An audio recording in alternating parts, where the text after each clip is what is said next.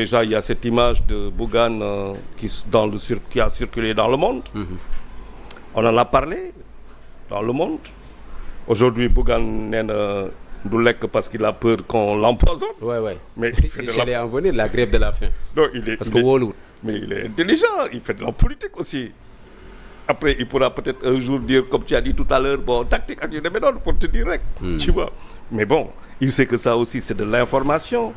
Mais man Bougane bu ma xam c'est que si les gens pensent que dañ ko fragiliser bu dee dafa am ay xalaat mais il se trompe totalement, il va revenir beaucoup plus fort. Ah bon? Wax naa ko loolu day wan ñun ñooy kan rek quoi. ñun sénégalais ñun ñooy kan quoi. Qu'est-ce qu'on pense de l'être humain? Ça veut dire même le pire quoi. Je veux dire à Dakar il y a pas des prisons il y a des chambres de 100 et quelques personnes wala 200. 200 ouais. Tu penses que c'est humain ça? C'est tout, ça montre qui nous sommes. Ça montre qui nous sommes. Alors, Bougane, c'est quand même quelqu'un qui a du tempérament. C'est quelqu'un d'entier. C'est pas un tricheur. Bougane. Et Kokou, pour un homme qui fait de la politique, peut-être que mun na ko sonal. Mais il est comme ça. Et c'est pour être dans cette moudem de manière entière et tout ça, il dit voilà, et après il se retrouve en prison, mais c'est ça Bougane. Les gens vont avoir de la sympathie pour Bougane. Et peut-être que Bakel aura plus de sympathie pour Bougane que pour les autres. Mën na puiser ci grenier électoral. Mais écoute, dafa doon dem di dimbali. Mu bëgg a forcer. ñu arrêté ko. Mais moom dimbali la doon def. Tout à fait. Boobu lay di jàpp. Tout à fait. Waaw. Alors, ça peut jouer, hein, on sait jamais. Le candidat présidentiel, c'est 15 000 voix et quelques, hein, je pense. C'est rien du tout, ok. Le poids électoral. Tu t'es pesé, tu as vu que c'est peanuts, ok. Après, tu es avec Sam Sekadou, mais bon, tu es quand même Kendoulagis, quoi. On a vu Khalifa Sall faire un énorme travail, on a vu Bougane Dany, mais bon, Déthié, c'était quand même très silencieux. Mais bu ñëwee fii est-ce que dinañ ko gis aussi parce que Pastef c'est très étoffé. Maintenant tu as dit aussi loo xamante ne Pastef Sonko xamal na ko au moins benn affaire c'est que aussi c'est une tête pensante. C'est la cheville ouvrière de Yewwi Askan Wi. bu ñu ko fàtte. C'est un excellent organisateur. Et il est très très très bon dans le sens dans la méthodologie. Donc c'est quelqu'un de très bon. Mais est-ce qu'on en a besoin forcément pour les législatives?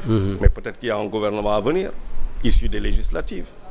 Et donc c'est maintenant que Sonko quand même commence à faire son marché aussi ou à préparer un certain nombre de choses ou aussi casser une dynamique. Maintenant am na loo xamante ne xëy na teg na ko ci kaw table bi. Déthié xool ko nekk waa lii kay moom. day ma wan ko gannaaw. Mais l'acte qu'il a posé Charles.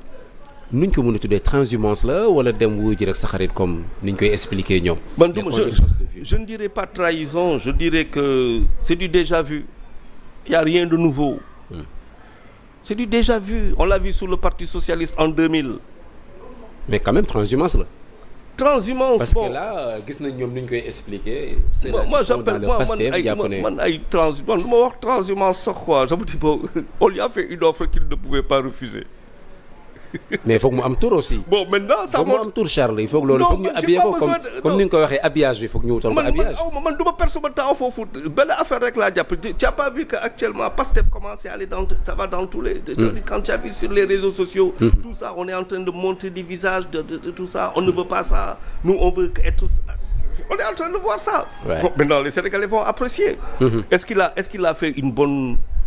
Est-ce que lu mu def dina ko amal njëriñ. Le bon choix. Le bon choix. Est-ce qu'il a fait le bon choix? Mais on le saura le 17. Mais selon vous, lecture politique, est-ce que bon choix là ou pas? Parce qu'en politique, choix quand même. Quitter une coalition qui a été mise en... Quitter sa coalition comme ça. Et il a été investi à la 5e position. 5e position, tu la quittes comme ça. Parce que tout simplement, tu découvres que les gens avec qui j'étais, nous avions des points de vue, mais celui avec qui je viens de voir là, je vais plus... Ça montre seulement quelque chose de très clair. C'est quoi une conviction? Vous allez remettre en cause ces convictions? Non, c'est quoi une conviction? C'est quoi un idéal? C'est quoi une idéologie? D'où on parle aujourd'hui, on dit qu'il n'y a plus d'idéologie. On est devenu alimentaire. C'est ça que ça veut dire. Mais politiquement, l'homme comment nous coûter? Parce que c'est un choix. On le verra. Moi, je ne suis pas convaincu que les législatives là, vont être une bérésina pour l'opposition, une partie de plaisir pour le PASTEF. J'en suis pas du tout convaincu. Ah bon? Ah non, j'en suis pas convaincu. L'enjeu, c'est la majorité Mais je suis pas convaincu. à l'Assemblée. Le régime actuel table sur la majorité, l'opposition sur la cohabitation. Mais quand on voit... mais il y a des signes qui montrent qu'il y a de la nervosité de part et d'autre. Hein.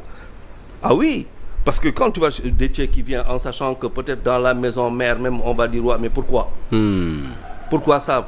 C'est pour essayer de casser des choses comme ça. Ouais. Mais vous nous faites que, quand même, depuis quelques mois, il y a d'abord, il y a la question socio-politique, mais sociale, c'est compliqué. Ouais.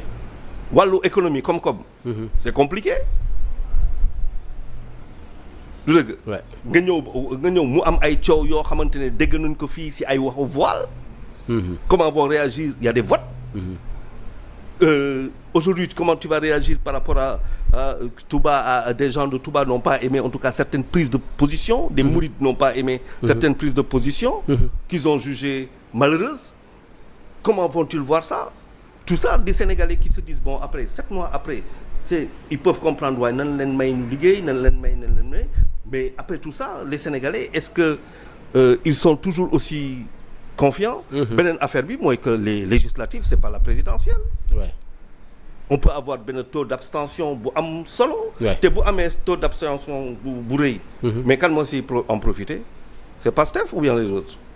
Donc il a raison, son cours de faire ce qu'il fait, parce qu'il faut remobiliser autour de l'essentiel. Donc ça veut dire que on n'est pas aussi sûr que ça, peut-être.